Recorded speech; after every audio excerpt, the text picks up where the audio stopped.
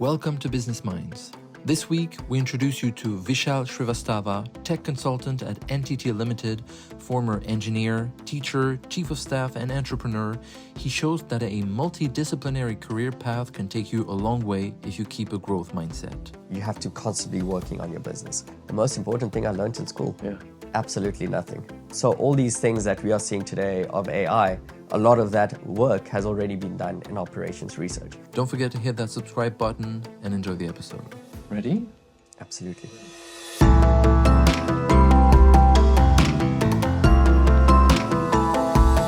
Welcome to Business Minds. Today we're delighted to receive Vishal Shrivastava, consultant in IT operations. Vishal, thank you very much for being with us today. Thanks, guys.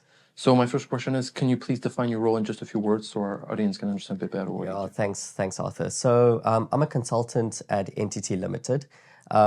The role initially was in IT operations, but it has moved forth into cloud FinOps, cloud transformation, edge and private 5G, as well as the new buzzword of AI and other AI-related aspects. So definitely a very broad type of title, very broad type of work that I do tend to do.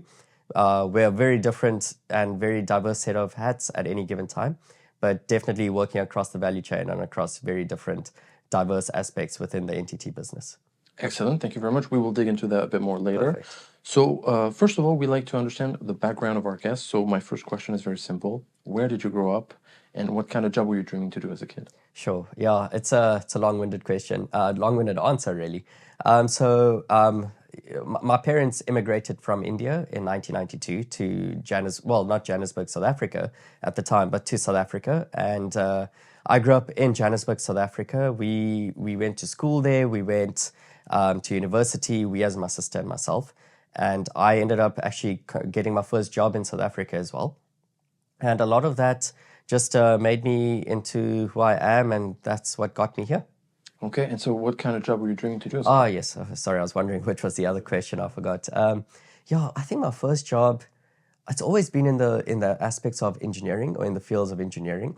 Okay. I could never define what my first job was. All I said to myself was I'm going to be an engineer. Okay. Never knew if it was a vehicle engineer or a mechanical engineer or, an industrial engineer as I am today by qualification. No idea. All I knew it was going to be in engineering. Okay. Was it from family influence? No, not at all. I mean, in some aspects, there would be, words being thrown around by family. The son is going to be a lawyer, or is going to be a doctor, or is going to be an accountant, etc. But for some reason, it was engineering for me from the word go.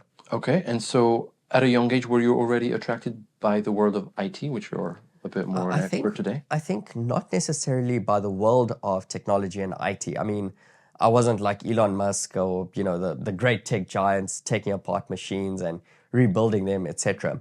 But I think I was very good at maths. I was very good at the sciences. I was very curious with the way things worked and how things worked and the way systems operated, etc., etc. So that for me was a gateway into engineering. Okay, and so while doing your studies, did you already have a clear goal in mind of where you wanted to go afterwards? I think it was interesting. So in my first year of engineering, and I'll bring in a personal component here. In my first year of engineering, my father had passed away. And for some reason, deep inside me, I was already in my first year of industrial engineering.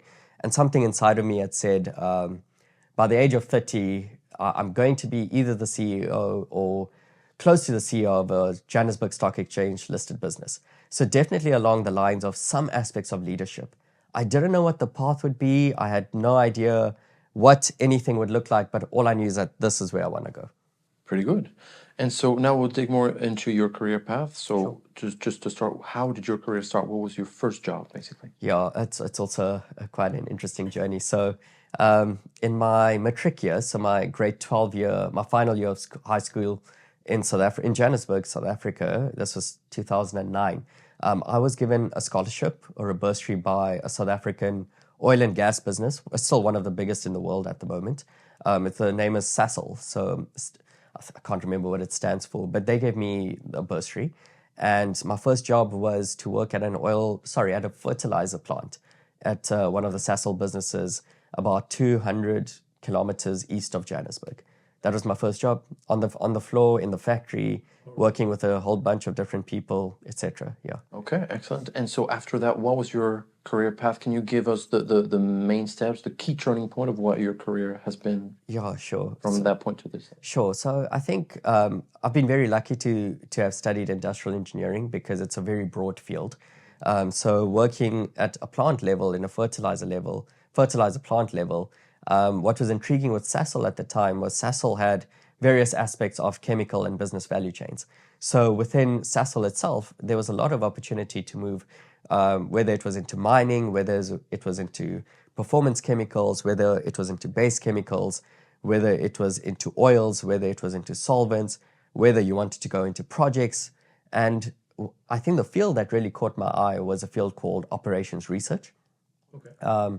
So it's basically an offshoot of mathematics, or field of mathematics rather, that deals with really the optimization aspects of things. So all these things that we are seeing today of AI, a lot of that work has already been done in operations research. So within that team, I remember that the team that led that sort of work at Sasol, they used to build simulation models that helped facilitate scenario planning, risk planning for multi-billion-dollar projects at the company. And I ended up doing some work for them. I got very curious and I ended up taking a role in that team after about 3 years of joining Sasol. Okay. And after that, I was in that team for about 9 months, following which I joined a property business as a national portfolio manager in the technical function, where I saw, this property portfolio had 6 or 7 buildings, commercial real estate buildings across South Africa at the time, and oversaw the technical function, oversaw procurement functions, oversaw building services functions, and just worked in different aspects of the business wherever there was a need, or wherever there was a value that needed to be unlocked and created. Following that, I got very lucky in the sense that I ended up getting a role as a business manager and a chief of staff role to the CEO of a Johannesburg Stock Exchange listed business. And I was in that role for about a year, following which I decided to immigrate. I decided to try something new, embraced a bit of chaos and an emergency in my life to shake things up. And I ended up here in Toronto at NTT from about November 2022. And I've been in this role ever since. Excellent. Can you tell us the story of how you were recruited to this current position of yours? Yeah, sure. So this position I'd just come to Canada. I was trying to build a network. I was trying to build opportunities. And I actually reached out to a family friend's brother-in-law here in Toronto. And I reached out to him saying, look, this is what I can do. These are my skills. Does NTT have any offering or any opening in this sort of space? And he said, yeah, we do. This is a role here. Apply for this. And that's how the journey began. That's how I got this role. Okay, so network is an important one. We'll Absolutely. remember this. Thank you. Now, general question about your career. So as you mentioned, you worked in IT, in marketing, you touched a bit of sales, you have experience in entrepreneurship that you have not spoken too much about yet. Okay, we can chat about that in a bit. Yeah. Well, maybe just in a second.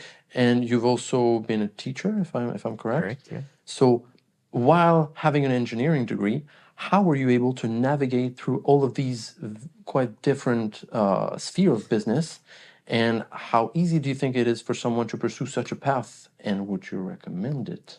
Because it's quite unique. This is 3 questions in one. Yeah. Take them one at a time. First of all, how were you able to navigate through all of these? I think personally, there are 2 things. I tend to get bored very easily. Okay. So engineering is very nice in the sense that it keeps things very engaging. Yeah. The second aspect is I'm very curious. So curious about the world, curious about systems, curious about how things work. And also I tend to try new things. Sometimes it works, sometimes it doesn't. And as a result, trying a little bit of teaching or lecturing at a postgraduate level for engineering, trying to build a business on the side that involves technology consulting and AI, working a bit in marketing, because those are just some of the things you have to do. I think the other aspect to that is also keeping your eyes peeled for opportunities and not being afraid to give it a go, no matter what. I think those are some key aspects that I could think of right now. Okay, excellent.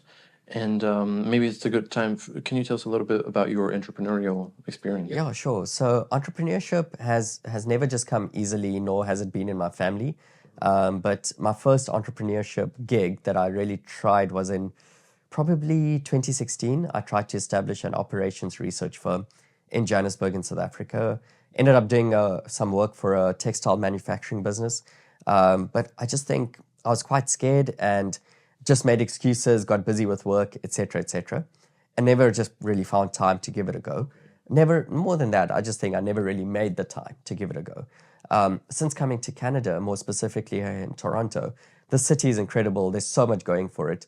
And I said, if I don't give entrepreneurship another goal, or rather another go, I think I might regret it. So right now, a lot of it is around building technology solutions for businesses. A lot of it is around networking, trying to extract value, trying to find opportunities. So very much, there's an idea, there's a framework, and this is what we're going to try. And then you go into the market and you test it. That's just how it is. So no real clear path, no real clear direction that this is what I want to try and do, but this is what I think might work. I've got some people I can test this with. I've got a friend of mine in other parts of the world that, we can try establish some level of connection and synergies. Let's just give it a go. That's literally how it all works out.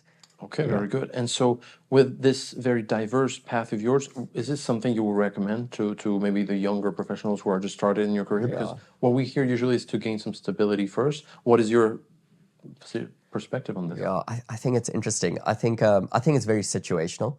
I'm lucky I'm still single, no kids, etc. So for me, risk is everything right now and might as well maximize it, right? I think for some people that maybe don't have that flexibility of risk, stability is the next goal. So, you want to get a place to stay, you want to build the foundation, build investments, etc., etc. I would definitely say to anyone, give it a go as to whatever your heart desires, because now is the time. Now is the best time to give it a go. So, yeah, but depends if they want to give it a go too, Excellent. Inspiring few words. And so following this, what are you most proud of in your career as of today? I think the ability to just step into any role and just make a success out of it, some way or the other.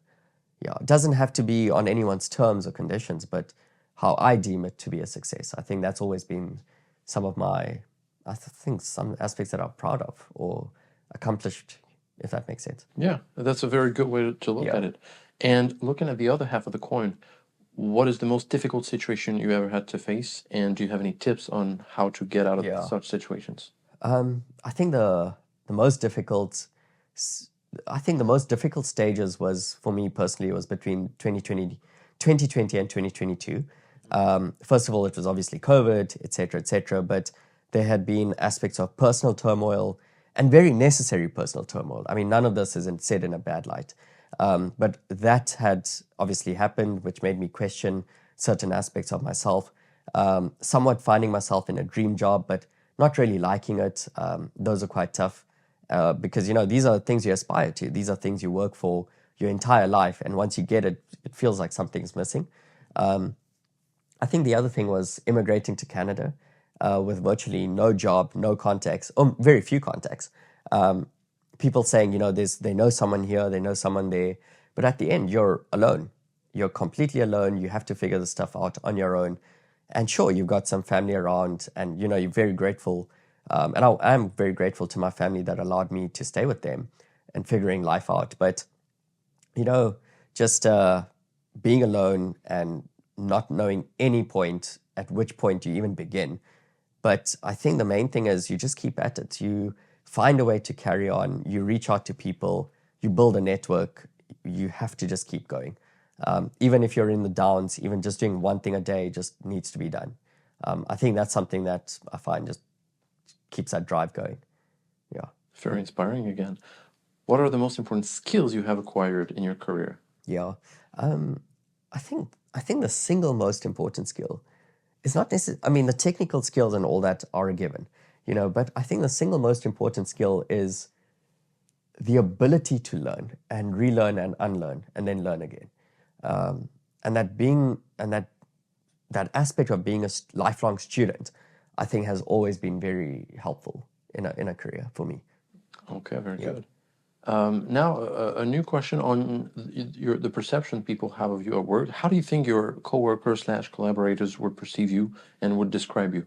And do you think has this perception ever changed over time? Yeah. I mean, I don't know how to really answer that, but I'll do my best. Yeah, I think the people that I have worked with have always provided very strong, very good feedback. In whether it's critical, whether it's not, it doesn't really matter because feedback is feedback, and you take it with what it is. I think some of the comments that have been made over the years have always been along the lines of articulate, good thinker, very creative, very abstract, very driven, very good team player, very good individualistic thinker, very good strategic thinker, etc. Some of the feedback that I've also received that I've also had to work with is I can get too detailed. Sometimes I can be very aloof. I can not be a great communicator at times as well. Especially when I get stressed, that build up, I tend to close up, etc. I think there's also been along the lines of when things get too busy, I tend to retract a lot and just focus on my thing instead of coming out guns blazing. So yeah, I think those are some of the things that people have mentioned, at least those that I can think of. This is extraordinary. No one has ever given such a complete answers. Thank you very much for this. Good. Now, taking a step back, what do you think, in your opinion, is an ideal employee in general, and how do you notice high potential in employees? Yeah, an ideal employee. I think it's important for me to not project, but I think an ideal employee might just be someone who I deem would be, and this is from a personal point of view, would be curious and willing to engage with something in a new and unfound way that even I have not thought of. And I'm not saying I in personal, but that the team have not thought of, that the business have not thought of. And someone who's fearless, who's really able to project their magic into any situation, hold their own, and sometimes to pick that up, it's almost as if though you just know you've met the right employee. Yeah. Okay, pretty good. And now, taking a bigger step back, what is the most important thing you learned in school? The most important thing I learned in school? Yeah. Absolutely nothing. Really? How come? Absolutely Can you elaborate on this? School doesn't teach you for life, right? School doesn't teach you for figuring out how things work in the real world. I mean, I think there's aspects of it which are quite important, but moving away from textbooks and theory into the real applications, and it doesn't have to be purely theoretical, but just moving into that aspects of the real world, school does not prepare you for that. And maybe it's not supposed to, because it's supposed to keep you sheltered and keep that curiosity and magic alive. But sometimes I feel that aspect of maturity needs to be there.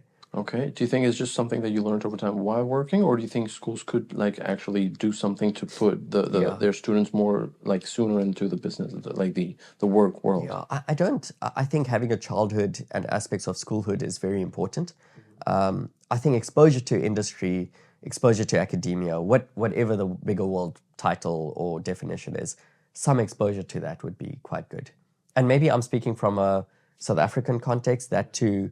I mean, I finished school, 14, 15 years ago. So I don't know, maybe things have now evolved, things have changed. But definitely aspects of, bringing the schooling system more in line with what industry expects, I think would be quite a win. Okay, that's interesting. Now we'll move to a section of this interview which will focus more on your vision, a broader reflection about the industries you've worked on.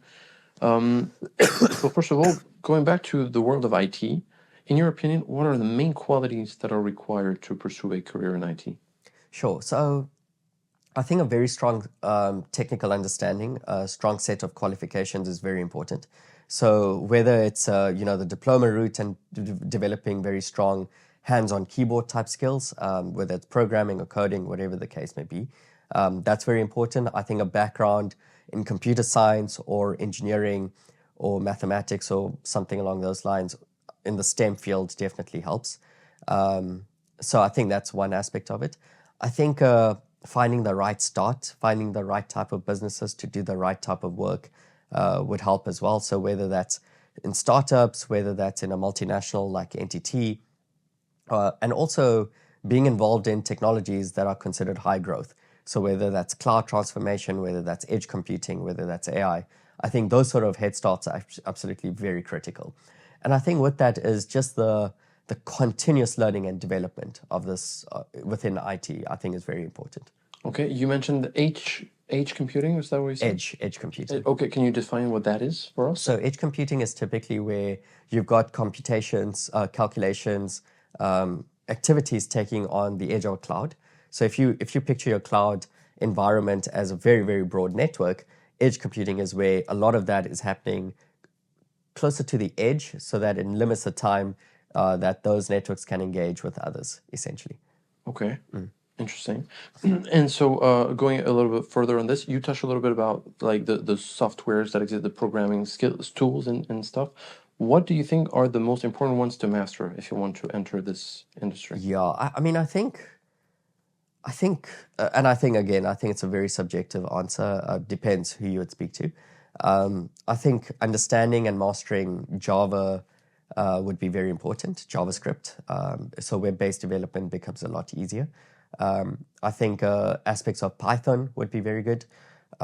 C#, or I'm not too familiar with what would be the latest C-based programming. That would be good. But I think more than anything, just understanding the general structures of programming, because programming language is also fleeting, but the base is always the same. So understanding how to code would actually always be important. Okay, how did it like help you in your own career, understanding the coding languages? Yeah, and I must confess, and I will admit, I'm not a very good coder. I mean, I can see a code and I can figure out what it's doing. I suck at code, but I think where it really did help me is my role. I can engage with developers, I can engage with the client, I can engage with the business at large, I can engage with the consulting side of any aspect. So I can engage with every aspect of my business value chain because I'm able to translate different needs and maybe, not 100%, but ability to translate needs for different people to achieve a common outcome. So I think from that point of view, certain aspects of programming have really helped me. Okay. How important do you think it will be to learn coding, even if we are not in this IT industry? Because it seems like we hear a lot, as you said, the AI kind of buzzwords is pretty much everywhere now. Yeah. Do you think it will be important for anyone in any sphere of business to learn coding for their own understanding of the next reality to come? Yeah, I think coding is becoming a staple, if anything. One has to be able to learn how to code, or one has to be able to code. And obviously, at a schooling level, if kids are being taught how to code, then great. And I think that will help. And I also do concede that not everyone is built for coding either. That said, and that aside, I think nowadays there are so many tools, there are so many platforms that are out there that can help people how to code, that can help people how to think in code, that can give code architecture, that can give people an understanding of what, aspects of AI, or to your point in the previous question on edge computing. I think generative AI platforms like ChatGPT and Microsoft Copilot are phenomenal, and they're kind of filling in that gap as to what certain aspects of code development was not able to do previously for individuals. So yeah, I don't think it's impossible, but it definitely takes a certain type of personality and a mindset, and I think the drive to be able to do that. Okay, how would you describe this kind of mindset and personality? Oh, it's a tough one. It's not limited to any individual, but if one's able to be curious and figure out what a code is doing, and if you start understanding the basics and let the basics expand into different, more complex types of code, I think that's a type of individual that will be able to understand and extract what code development means. Okay, excellent. And so to circle back a little bit about what you're doing, can you tell us a little bit more about NTT as a whole, of what they do, and what does your day-to-day work look like? Sure. Yeah, sure. So NTT is a very, very large IT. It's not even IT. It's a very large Japanese conglomerate based in Japan. They've got global offices around the world. NTT per se have went on an acquisition spree over the last couple of years, obviously to expand and grow the business. In Japan, I think they own They own a fair amount of cabling, telecommunication networks, etc., etc. I work in a business which was the old South African side of the business called Dimension Data. So I'm a consultant in that business. That business doesn't exist here. But a lot of my work on a daily basis tends to be very different and very diverse. So I'm doing anything from portfolio management to doing client engagements, working in some sort of research and development work in AI or IoT devices or anything of that sort. Sometimes it can be as simple as doing some training material or going through some new coursework that has just come out into the market. Yeah, a lot of it just depends as to what's happening. Diverse enough to feed your curiosity. Absolutely. As you said. Excellent. And so, as we said before, so you've how can I say this? You have had experiences in the more corporate kind of job environments, if you can say so, as well as entrepreneurship. How do you think they compare? And do you have any preference in between these two kind of? Yeah, I think it depends. So I think a business like NTT is definitely a very large business. It's a conglomerate. It's got its very strong sides. It's got its aspects that require improvement. That's normal. It's neither here nor there. It is a phenomenal business, one of the biggest in the world, and they're able to control every aspect of the value chain. I think entrepreneurship, just from my experiences, every entrepreneur will have their sense of the take and their sense of opinion. But it is around the lines of you have to constantly working on your business. You have to be constantly thinking about your business.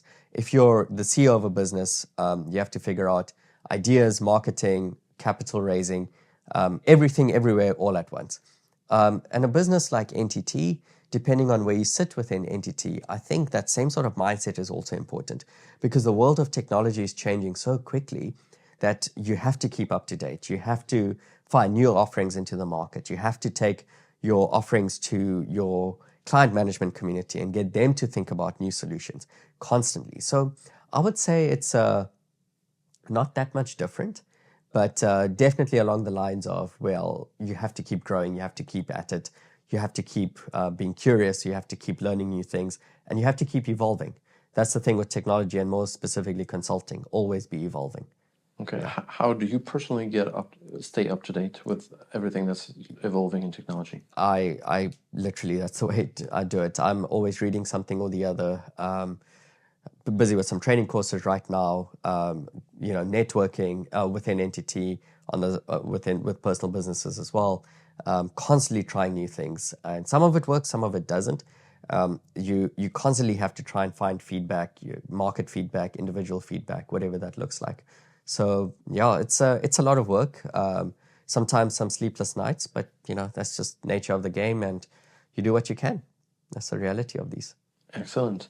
And so you've mentioned you've given us your opinion about what you learned in school. Yeah. You made your way through different roles in consulting and strategy. All that starting from an industrial engineering background.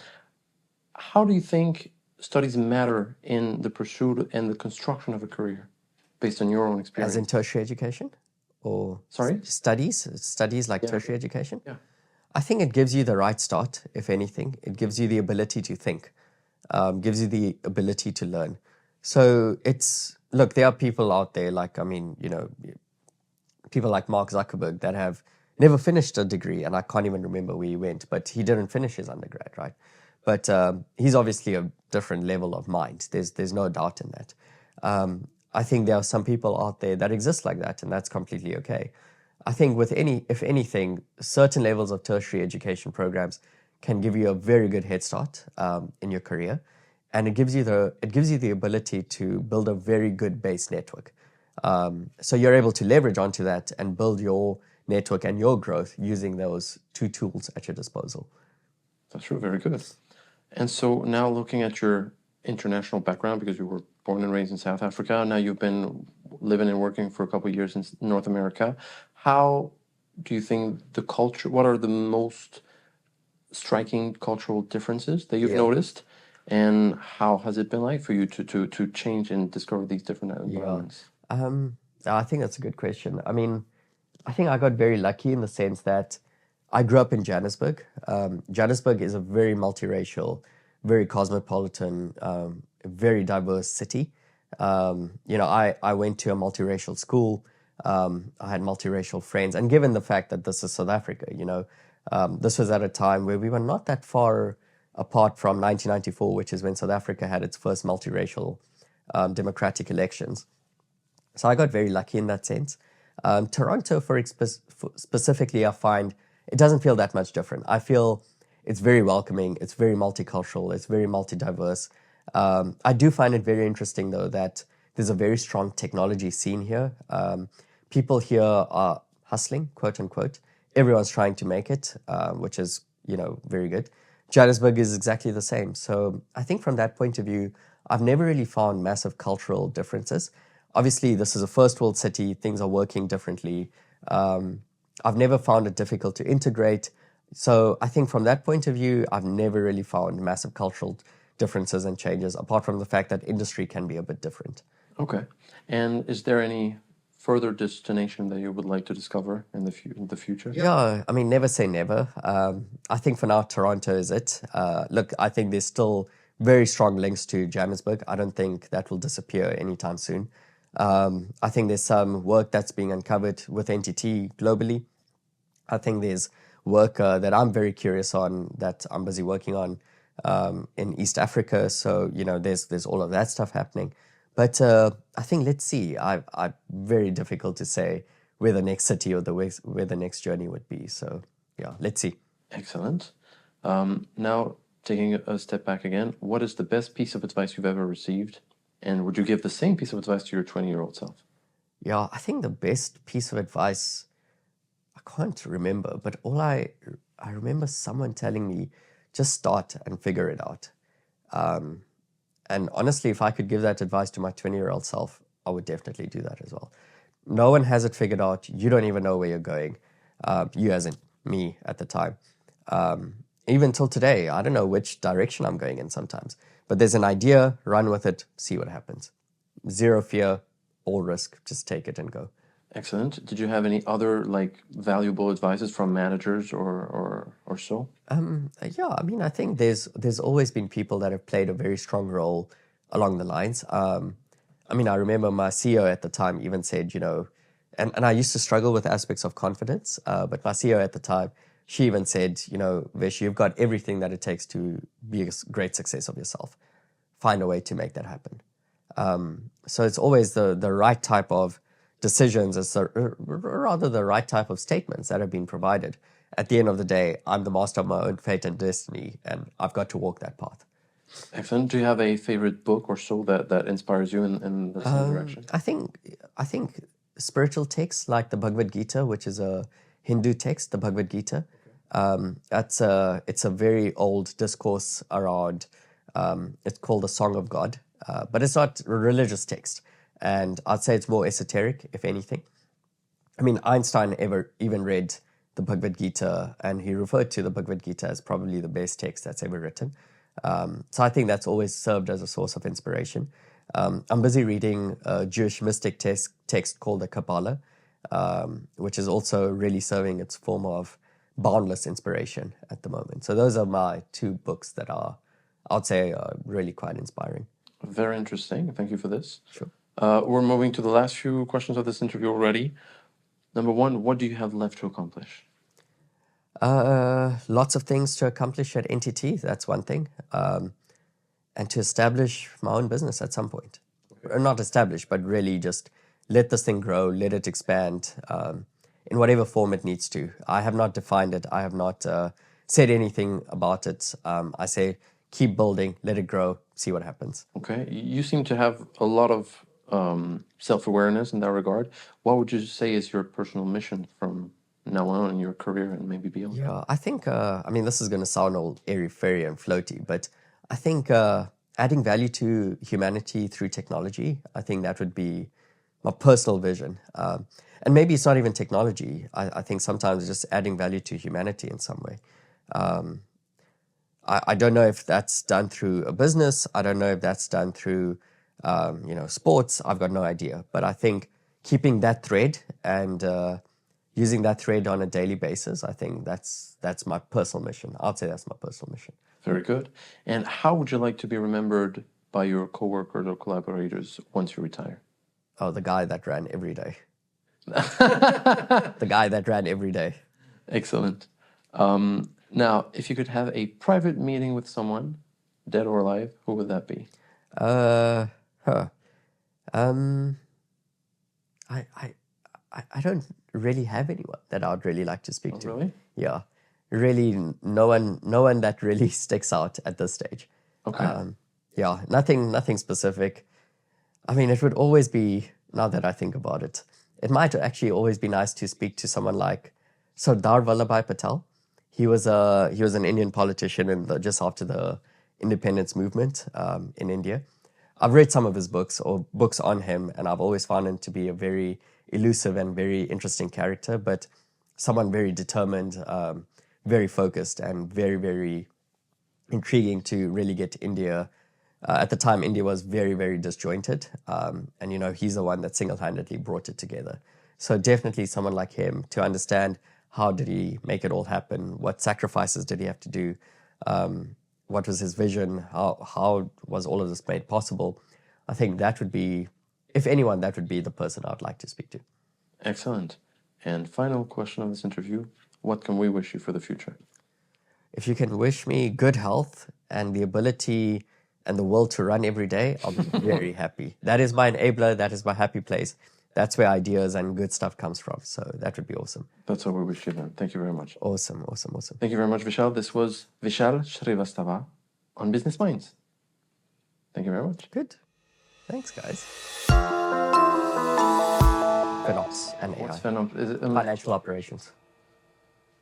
Okay. Because if there's more details, maybe I'll let you give the details just afterwards. So that's why. See. Otherwise, IT ops is fine as well. IT ops? IT operations. However... Consultant in IT operations? Yeah, perfect.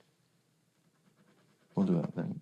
Yeah, and then I can just build on that, right? Yeah. Perfect. Then I'll just build on My that. first question is for you to define your role. So Yeah, 100%. I'll just build on that. Perfect.